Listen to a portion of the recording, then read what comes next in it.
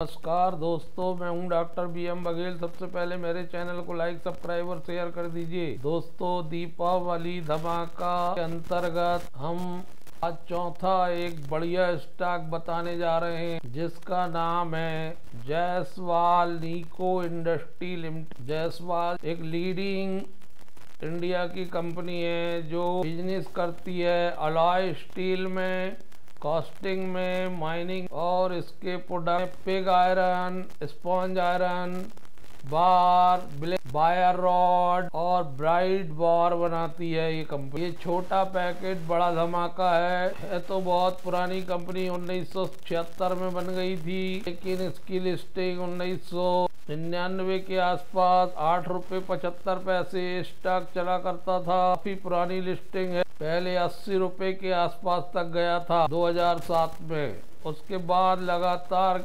कमजोरी बनी रही इस स्टॉक। 9 अप्रैल 2000 कोरोना काल चल रहा था, तब तो ये 2 रुपये 40 पैसे आ गया था। 2717% रिटर्न दी। आज चल रहा है 67 रुपये 61 पैसे। 4197 कर्मचारी, 5 साल में बढ़िया मल्टी बैगर रिटर्न 1727% का अभी विगत 5 साल में हाईएस्ट वैल्यू पर चल रहा है।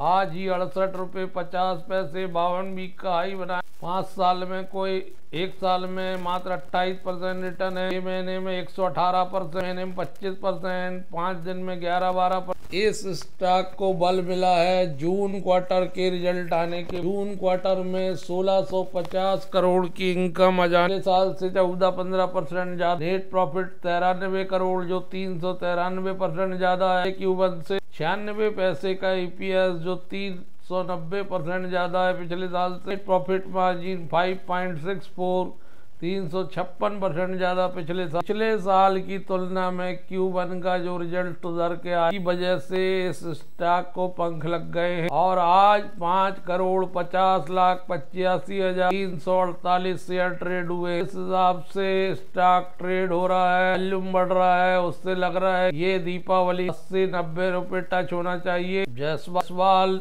निको कंपनियों से QIP के तहत भी राष्ट्रीय रीपे किया है डिवेंचर। 3200 करोड़ का 12 अगस्त की न्यूज है, जिसमें secured, unsecured, unlisted, fully paid, non convertible debenture 3300 crore के लगभग का भुगतान किया। और इससे पहले कुछ प्राइवेट प्लेयर से इन्होंने राशि भी जुटाई है। तो इससे ये सिद्ध होता है कि कंपनी पर इन्वेस्टरों का, प्राइवेट इंस्टीट्यूशंस का विश्वास बढ़ रहा है इस कंपनी पर। यही वजह है कि स्टॉक में मजबूती देखने को मिल रही है। वैसे भी स्टील सेक्टर स्टॉक जबरदस्त ट्रेड कर रहे हैं। ये स्टॉक के नीचे चल रहा है, कोई कारण होगा निश्चित रूप से।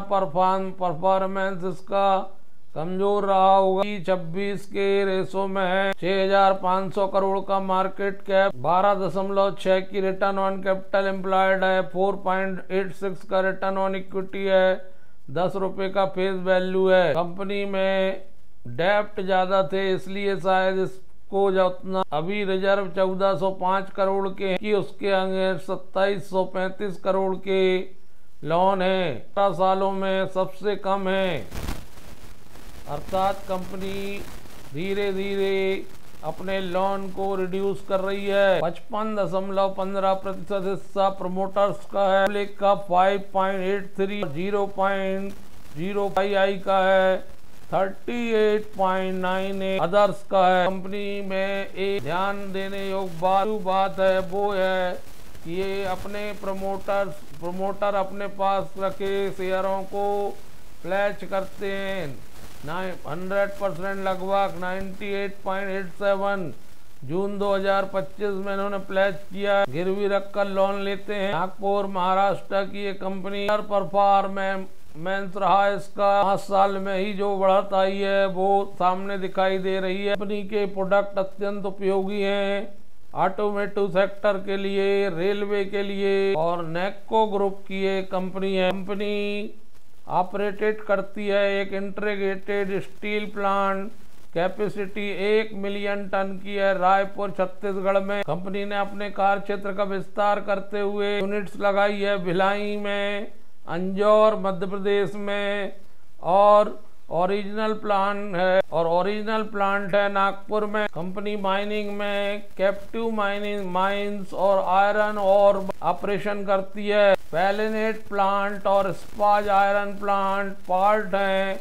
अपस्ट्रीम रॉ मटेरियल ऑपरेशन के डील करती है। Valve, heavy casting and fabrication, defence system आदि के लिए, और कंपनी पावर जनरेशन खुद के प्लांट के लिए बना। ये automotive, auto components, railway infrastructure, heavy engineering, material handling equipment, construction, municipal work, defence related sector through specialised casting fabrication. वर्तमान में कंपनी की क्षमता हो गई है 1,40,000 मेट्रिक टन पर एनम। फाउंड्री कैपेसिटी आयरन और स्टील कास्टिंग की कंपनी के समक्ष अनेकों चुनौतियां हैं, जैसे वर्किंग कैपिटल की, डेप्ट बर्डन, इंटरेस्ट की, रॉ मटेरियल की कॉस्ट घटने बढ़ने की, एनवायरमेंटल रेगुलेटरीज की, माइनिंग आदि पॉल्यूशन सेक्टर में कंपटीशन है। स्टील और कास्टिंग में डोमेस्टिक बहुत जबरदस्त डिपेंडेंट है।